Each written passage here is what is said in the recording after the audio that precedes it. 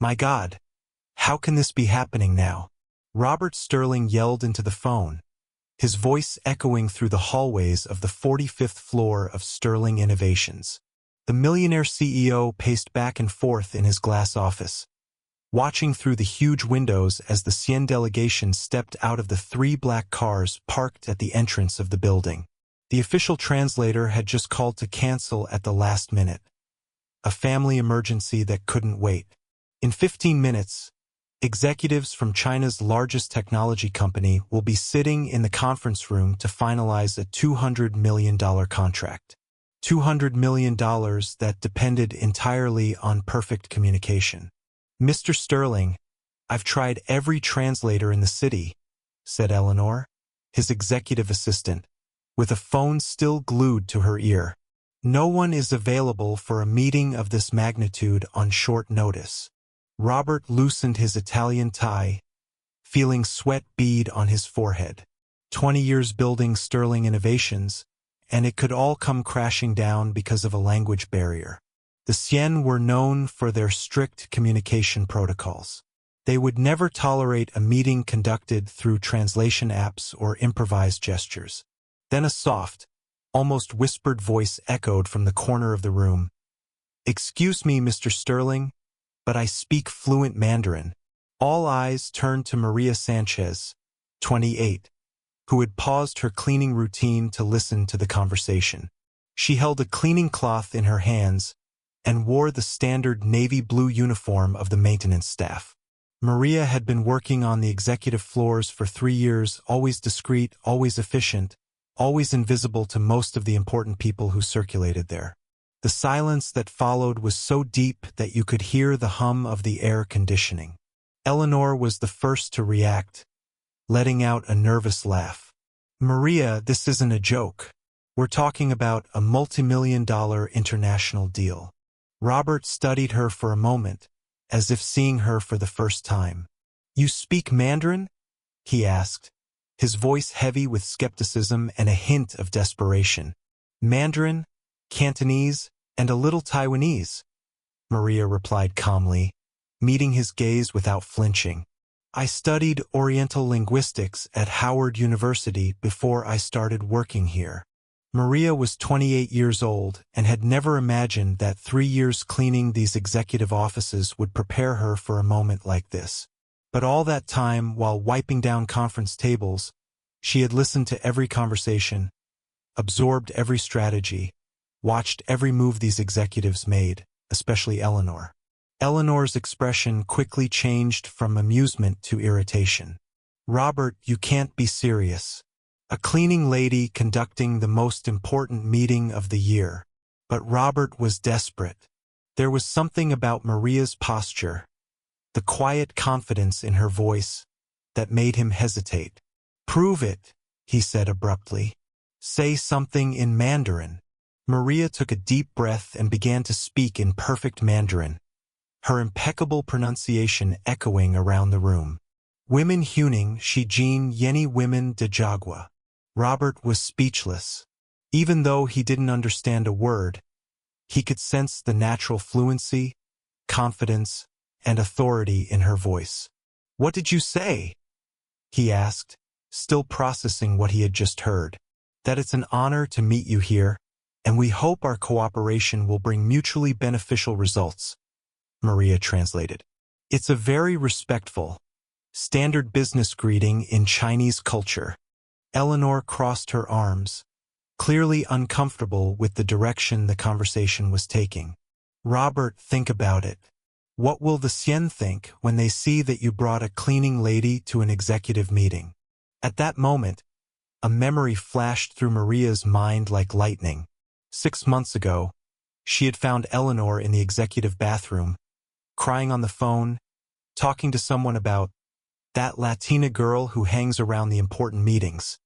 At the time, Maria had pretended not to hear, but she had remembered every word. For a moment that seemed like an eternity, Robert watched Maria. There was something in her eyes, a deep intelligence, a quiet dignity that contrasted sharply with the way everyone treated her on a daily basis. For 3 years, she had cleaned these rooms, listened to these conversations, absorbed more about the workings of the company than many executives. "You have 20 minutes to get yourself together," Robert finally said, ignoring Eleanor's shocked stare.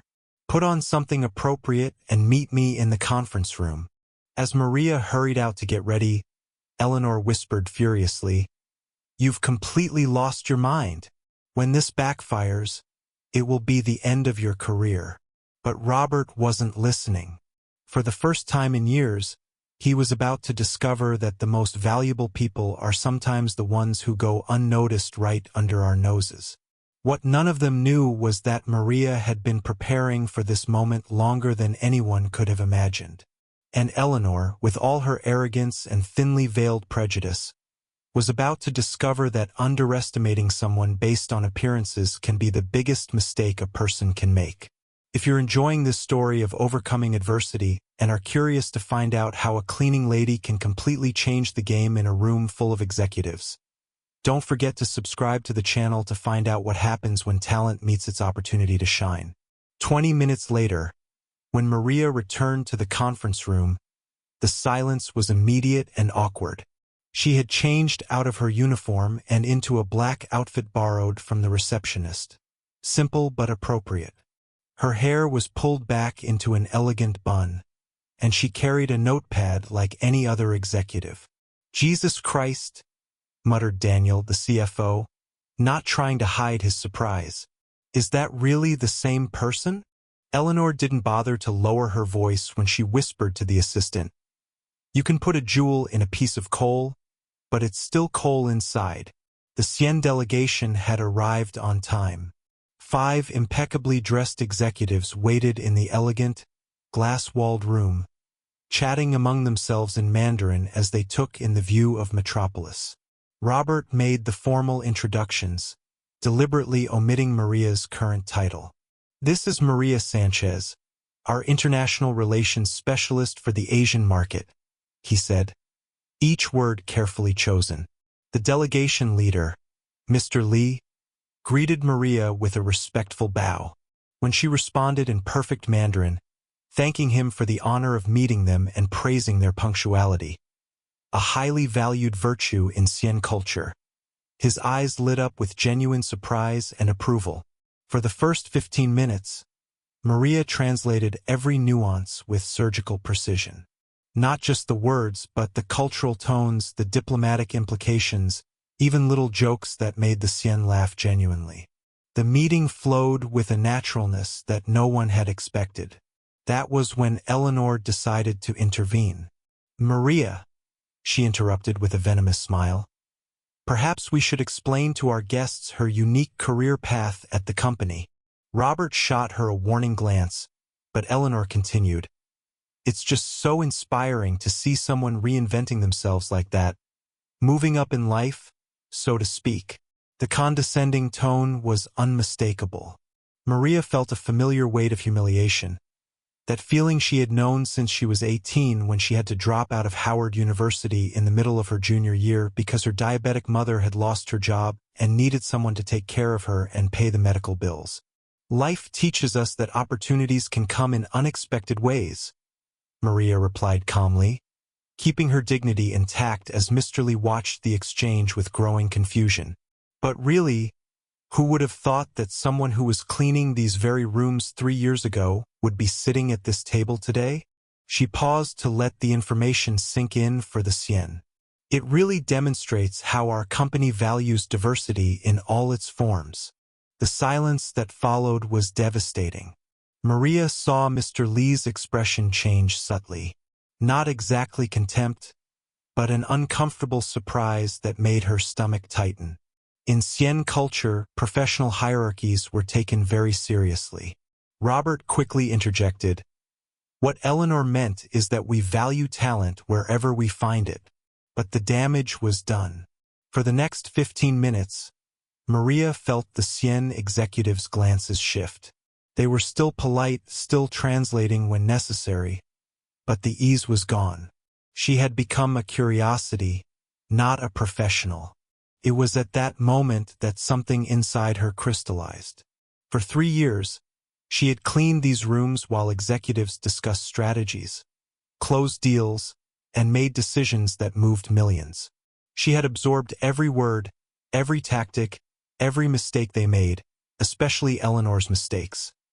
Like the time Eleanor lied about quarterly sales figures to impress a client, or when she took credit for a project that was entirely developed by a subordinate who was later fired for budgetary reasons, or when she used confidential information for her own personal negotiations.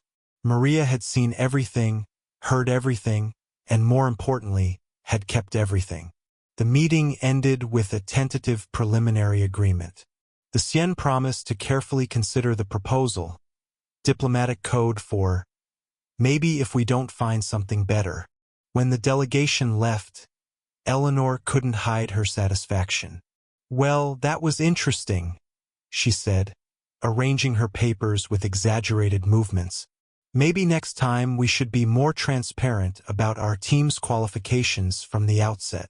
Robert was visibly furious, but before he could respond, Maria rose calmly. Eleanor, she said, her voice soft but laden with a new authority. Mr. Lee mentioned something interesting before he left. Eleanor raised an eyebrow.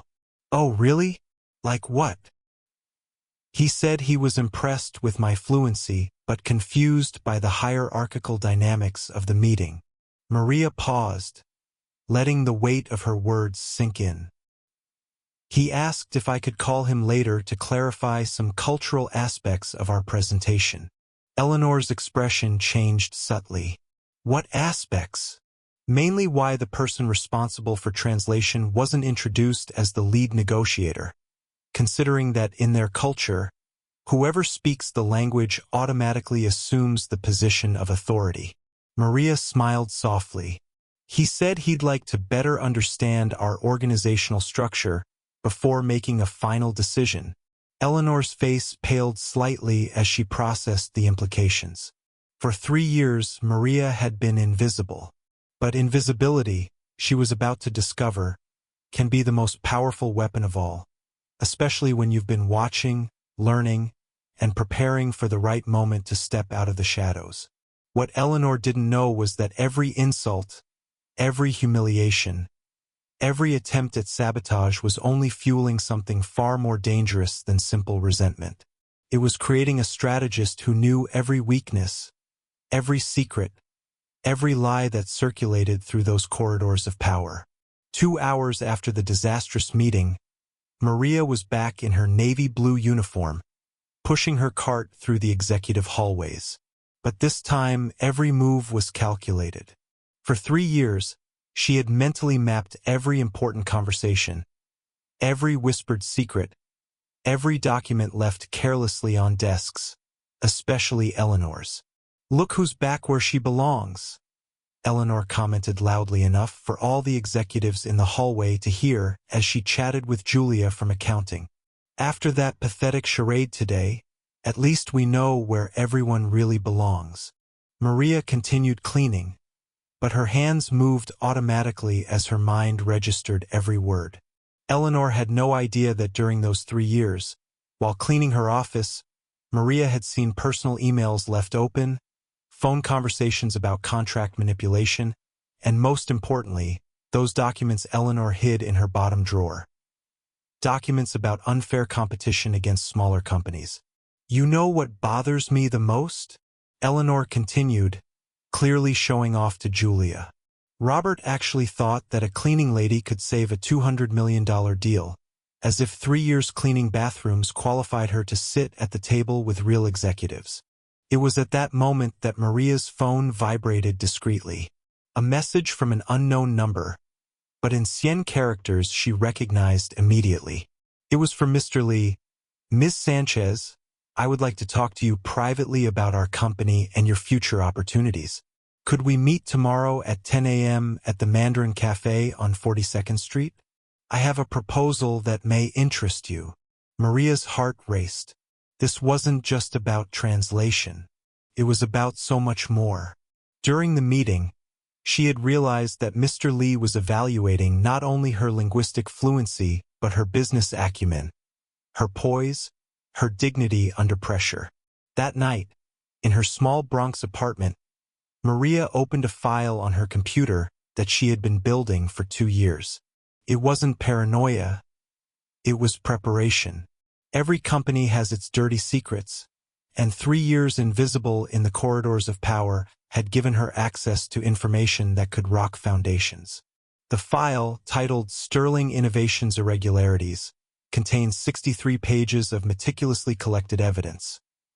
Printed emails that Eleanor thought she had deleted, call logs recorded by the security system when she worked on weekends, and most importantly, photos of documents proving how Eleanor had deliberately sabotaged 3 contracts with companies run by minority groups in the last 18 months. Maria had seen Eleanor lie to clients, take credit for projects developed by others, and most importantly, use her position to block promotions for employees she considered inappropriate for the company's image. The next day, at 10 o'clock sharp, Maria arrived at Café Mandarin, wearing a simple but elegant outfit she had bought with her first college savings. Mr. Lee was already waiting, accompanied by an elegant woman who introduced herself as Mei Lin, the group's vice president of international development. Miss Sanchez, Mr. Lee began in English, but then switched naturally to Mandarin. Yesterday I observed not only your linguistic fluency, but something much more valuable, your composure under undue pressure. Mei Lin leaned forward. Our company is expanding operations in North America. We need someone who understands both Xian culture and American business dynamics. Someone who has observed how business really works from the inside. And someone, Mr. Lee added with a knowing smile, who has the dignity not to bow down to small people in big positions? For 2 hours, Maria spoke fluently about market strategies, cultural differences in negotiations, and especially how American companies often underestimated the sophistication of Asian investors. She subtly mentioned a few irregularities she had observed at competing companies, without naming names. When Mei Lin slid a business card across the table, Maria read Sanchez and Associates International Consulting. Below that was an annual salary that was 5 times what she earned at Sterling Innovations. Consider our offer, said Mr. Lee, standing up. But we have one specific condition. We'd like you to start by helping us investigate certain discrepancies we've discovered in Sterling Innovations contracts. Apparently, there is evidence of questionable practices that violate federal international trade regulations. Maria held the card with steady hands. For 3 years, she had been treated like furniture. Now 2 of Asia's most brilliant business minds were offering her not just a job, but a strategic alliance. There's an emergency meeting at Sterling Innovations tomorrow, Mei Lin said quietly. We've learned that the Xian delegation has filed a formal complaint about contract irregularities. It might be worth your while to attend. That night, Maria called her mother. Mom, remember how you always said that patience is a smart woman's most powerful weapon? Of course, honey. Why? I think I finally understand what you meant. As she hung up the phone, Maria looked out her apartment window at the metropolis skyline. Tomorrow, Eleanor and all of Sterling Innovations would discover that 3 years of invisibility had created something far more dangerous than a resentful employee. They had forged a strategist who knew every weakness, every lie, every secret of that company. And unlike the executives who underestimated people based on appearances, Maria had learned that true strength comes from observing, planning, and acting at the exact moment when her opponents least expect it. The next morning, the executive boardroom at Sterling Innovations was buzzing with palpable tension. Robert had called an emergency meeting with the entire board after receiving an official report from the Xian delegation about serious contractual irregularities that could result in a federal investigation. Eleanor entered confidently, her vibrant red suit and high heels echoing authority through the hallways. She had spent the night preparing her defense, convinced she could pin all the blame on the incompetent cleaning lady Robert had brought to the meeting. Well, Eleanor began, addressing the 7 board members. I imagine we're here to discuss yesterday's fiasco. As I warned, putting an unqualified employee in a negotiation of this magnitude was a reckless decision that is now costing the company $200 million. That was when the door opened silently. Maria entered, wearing an impeccable gray ensemble, not borrowed but purchased the night before with the advance the Cien company had given her. She carried a leather briefcase and a laptop, moving with the confidence of someone who had finally found her place. "I'm sorry I'm late," Maria said calmly, taking a seat next to Robert. "I was finishing up some important information for the meeting." Eleanor's face twisted in ill-concealed irritation. "With all due respect, Robert, I don't understand why she's here. This is an executive meeting." "She's here," Robert replied coldly, "because the Cien delegation specifically requested her presence to clarify the accusations they made." Maria opened her laptop with calculated movements. "Mr. Lee approached me yesterday afternoon with some specific concerns about Sterling Innovations' contracting practices. Apparently, they had discovered evidence of bid rigging and sabotage against competing companies." "That's ridiculous," Eleanor exploded, her tone rising an octave. "What kind of evidence could a cleaning lady have about executive operations?" The smile that crossed Maria's face was soft but devastating. "The kind of evidence you gather when you're invisible for 3 years and people talk in front of you as if you don't exist." Eleanor's expression changed subtly, the first spark of real fear crossing her eyes. Maria connected her laptop to the projector. The first image that appeared was an internal email from Eleanor to a client, dated 6 months ago. This email, sent to Apex Corporation, contains confidential information about Nova Company's proposals, our direct competitor at the time. The silence in the room was deafening. Eleanor tried to interrupt, but Maria continued relentlessly. This second document shows how Eleanor deliberately inflated the costs of projects led by minority employees, forcing cancellations that she then attributed to the incompetence of those responsible. The screen showed spreadsheets with obvious alterations, internal emails, and security system recordings. For 3 years, Maria had meticulously documented every irregularity. "This is a setup," Eleanor shouted, jumping to her feet.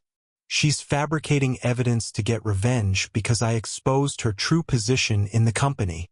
Maria remained calmly seated. "Mr. Sterling, the recording I'm about to play was made by the company's own security system 8 months ago." Eleanor's voice echoed through the room speakers. "We can't allow these types of people to think they belong in executive meeting rooms. It's a matter of maintaining appropriate standards in the company." Eleanor's face turned pale instantly. She remembered that conversation, a private discussion with Daniel about keeping the company free of unsuitable elements. "And this," Maria continued, displaying a new recording, "is from 2 weeks ago, when Eleanor deliberately instructed the receptionist to lose resumes from candidates with names that sounded too ethnic. One of the directors, Mr. Jackson, a 60-year-old black man who had been with the company for 15 years, leaned forward with a grim expression. "Eleanor, is this true?" That's out of context," Eleanor stammered, sweat beginning to form small beads on her forehead. "You don't understand the pressure I'm under to maintain company standards." "Company standards," Maria said softly, "include ethics, integrity, and compliance with federal anti-discrimination laws, all of which have been systematically violated over the last 18 months. Robert turned to Eleanor, his expression stony. "You have 30 seconds to explain why you shouldn't be fired for cause, and reported to the district attorney." Eleanor looked desperately around the table, searching for an ally, a sympathetic face. She found only looks of disapproval and disgust. "You're making a terrible mistake," she whispered, her voice breaking. "She's just a resentful cleaning lady who—" "She?" Robert interrupted authoritatively. is our new director of international relations, and you're fired." The silence that followed was absolute. Eleanor remained standing, swaying slightly, processing that her 15-year career had ended in a matter of minutes. "Your access credentials will be revoked immediately," Robert continued. "Security will escort you to collect your personal belongings." "And Eleanor," he paused, "considering the seriousness of the evidence presented, we will be forwarding everything to the federal attorney's office." As security escorted Eleanor out, she shot Maria one last venomous look. "You may have one today, but that doesn't change what you really are." Maria met her gaze with unflinching calm. "You're right. I am exactly what I've always been. Someone who watches, learns, and acts at the right moment.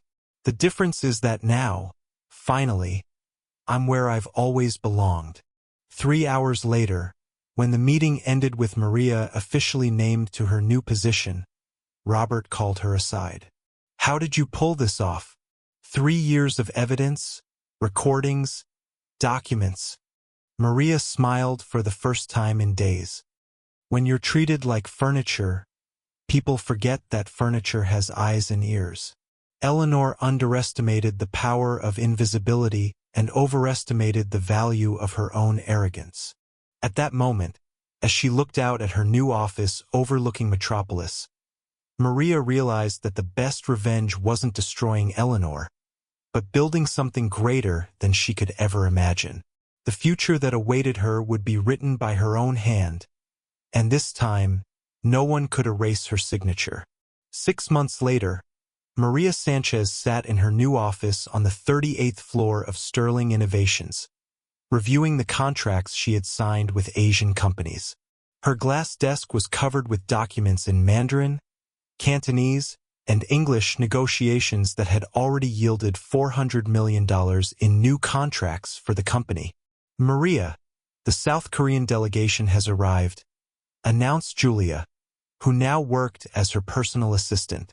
"They are eager to meet the woman who tripled our business in Asia in just 6 months."